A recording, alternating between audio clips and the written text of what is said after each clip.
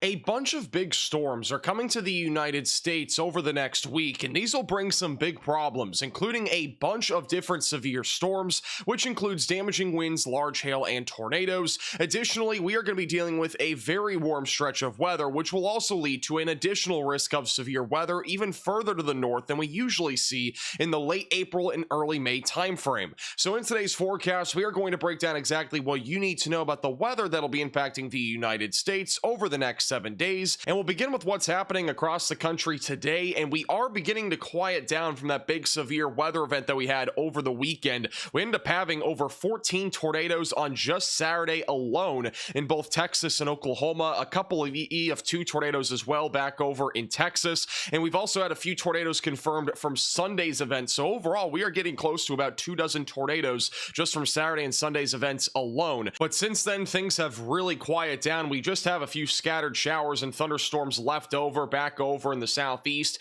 and then a little low pressure system that's back all the way up in the Minnesota area that is going to continue to bring some showers. And while it might not look like much right now, back over in the central and southern plains, we are expecting a bunch of severe weather in this region, which will actually kick off today and run all the way through the end of the week, as we are expecting a bunch of moisture to actually be in place in this region, in addition to dry line setups, which will initiate severe weather over the next several days. And we're going to be talking all about this here over the next few minutes. Now let's talk more about the severe weather potential over the next several days, and we'll begin with today, which is tossing trampolines on Tacos Tuesday. We do have a slight risk of severe weather from central Kansas back into West Texas. Additionally, three different marginal threats of severe weather. We have one back over near the Gulf Coast where isolated hail and wind are possible this afternoon. Same thing back over North Carolina and South Carolina. Damaging winds and a little bit of hail will be possible later today. And then we have this large marginal threat all the way from the Midwest back into Texas. Generally speaking, though, again, the slight risk is where our greatest threat of severe weather will be for today. So for today, we are expecting mostly hail and wind, but we may see an isolated tornado in far west Texas or New Mexico.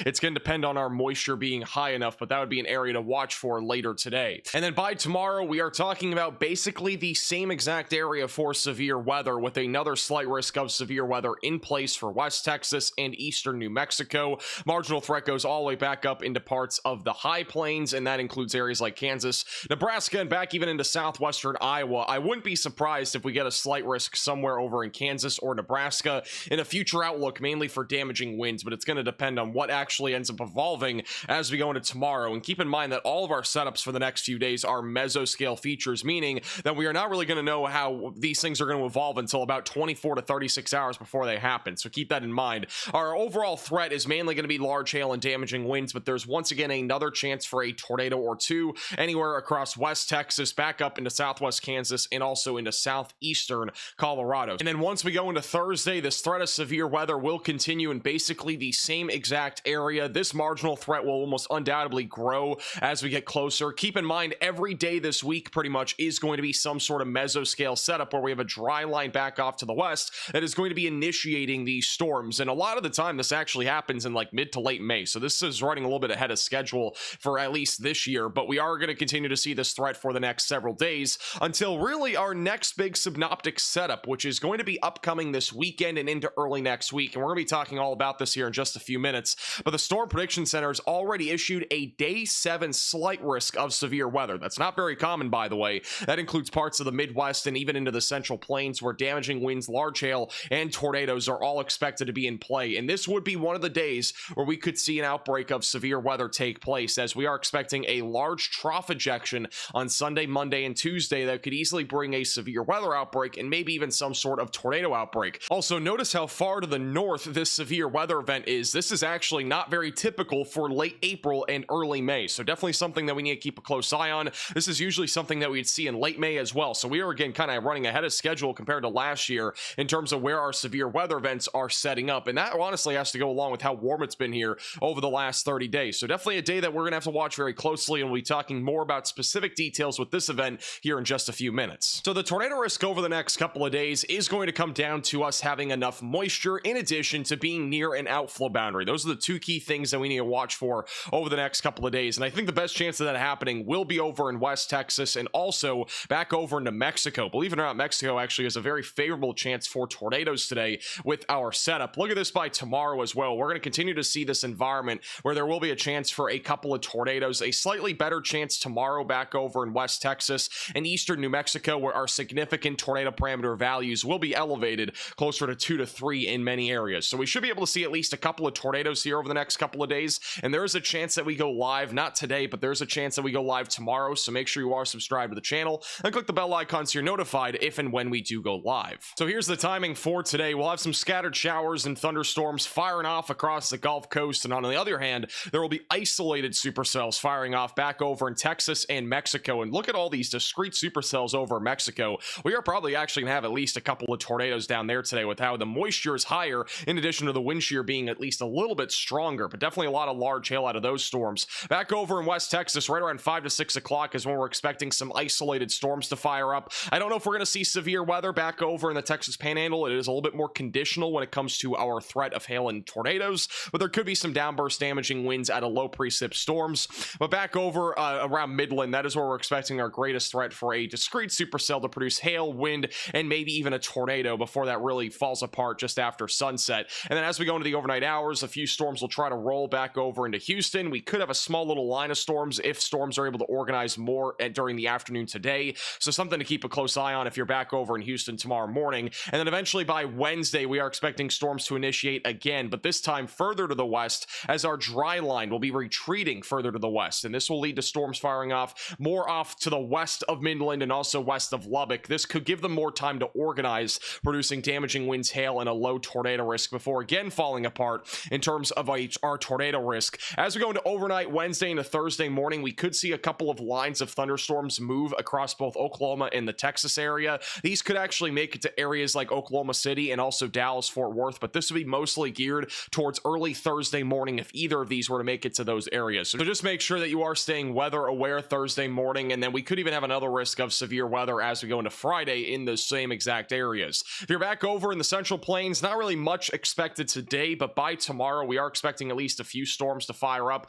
We might get a couple of elevated hailstorms initially, perhaps even a couple of discrete cells to fire up back over in Kansas as we go into Wednesday afternoon. Right now it looks like mainly a hail and wind risk. If the dew points can be high enough, we even could see a couple of tornadoes, and personally I do think our dew points will be high enough on Wednesday. So make sure that you are subscribed to the channel. I think there's a pretty good chance they'll be live on Wednesday if that threat materializes. If the West Texas threat materializes and the one in Kansas doesn't, it's a lower chance, but this definitely looks a bit more concerning back up in Kansas, where a couple of discrete supercells would be in play. Additionally, a line of thunderstorms will try to form as we go into the late evening and overnight hours. This will be mainly a damaging wind threat across Kansas with a very low tornado risk still existing, with it mostly being outflow driven. I don't really think we'll see many tornadoes after sunset. So generally over the next couple of days, some of the good news is that if we do see any tornadoes, most of them will be during the daylight hours. So that is at least a good thing. The bad thing is tornadoes are still a possibility. So over the next 7 days, we are expecting our jet stream to stay relatively zonal, which will prevent any significant severe weather events from occurring aside from the mesoscale ones that we are currently dealing with in the central and southern plains over the next few days. As we go into Wednesday and Thursday, we are expecting this pattern to continue, but the troughing back over in the Rockies and along the west coast and the upper levels is what's going to continue to fuel this severe weather setup here across the Great Plains, which will continue to lead to multiple days of severe weather pretty much any day all the way through Sunday or Monday. Now by the time we go into Sunday and Monday, we are expecting a large low pressure system to form and go right over the Rockies, and we are expecting a lot of warm and cold air to mix here in the Great Plains, which will lead to a much more organized risk of severe weather, I think, on both Sunday and Monday. Sunday is a slightly bit more conditional right now, but Monday definitely looks like a day that we could be talking about some significant severe weather, and this is a very typical low pressure system look for April and May, but obviously a lot further to the north. We don't usually have our low pressure systems all the way back up here into parts of the northern Rockies, but this is what's actually going to allow for a severe weather event all the way back up into the central and northern plains. So make sure that you're ready for this. Again, we have a slight risk already in place, and we're probably going to see a multi-day severe weather event out of this,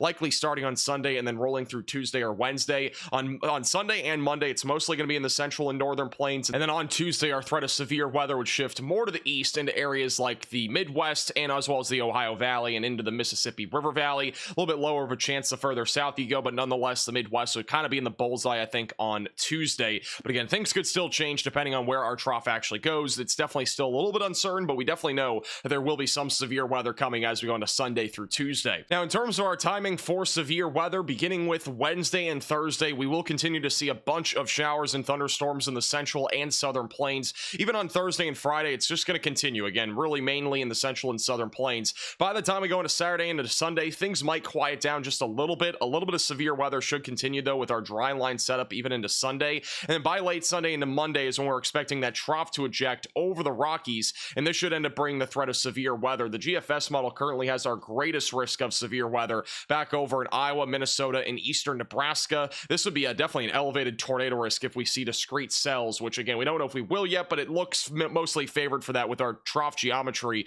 And then eventually, as we go into Tuesday, the storm system would track to the east with more of a chance of at least some scattered severe weather on Tuesday, stretching from the Midwest back into the southern plains and maybe even down into the Mississippi River Valley. And then anytime beyond Wednesday of next week, things become quite uncertain. But this trough is going to be probably a pretty big deal. And I do think the severe weather threat on Monday looks very, very interesting. I think this is a classic looking type setup where we are going to see some pretty big hail and also the potential for a few tornadoes. This is an early season setup for this far to the north, so one of the biggest things that we need to monitor here over the next week will be how much moisture actually makes up there to the central and northern plains, because if we don't get dew points into the low to mid 60s, we're not going to see much of a tornado risk. But if we are able to get enough moisture, this could easily be some sort of outbreak of severe weather. So once again, make sure that you are subscribed to the channel. We'll basically have daily weather updates every single day talking about this event and as well as our severe weather over the next several days, except from tomorrow. I will not have a video tomorrow morning, but we will be back on Thursday with the latest updates regarding these events.